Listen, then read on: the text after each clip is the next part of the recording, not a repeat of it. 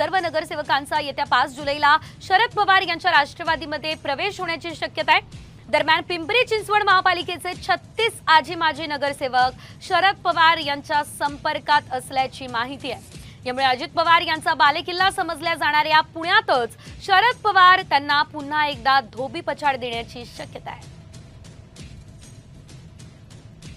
नगरसेवकांनी आम्हाला लोकांची भेट घेतली, आधी भेटणारे आनंद आहे की त्या सर्वांना असं वाटतं महाराष्ट्राच्या हितासाठी आपण एकत्र राहावं। जे काही निर्णय आपण घेतले ते हितासाठी नव्हते, ह्या निष्ठेसाठी ते लोक यायला लागले आणि त्यांचं स्वागत करू। राजकारण म्हणजे चढउतार असतात, येणारे जाणारे असतात, पण यामध्ये आदरणीय दादा खंबीरपणे भूमिका घेतील। पिंपरी चिंचवडचा विकास आणि दादा हे समीकरण आहे, त्याच्यामुळे पिंपरी चिंचवडमधून प्रवास करताना प्रत्येक नागरिक म्हणतो की आम्हाला परदेशात आल्यासारखं वाटतं, इतक्या चांगल्या पद्धतीचा विकास केला आहे, ही जनता दादांना मानते।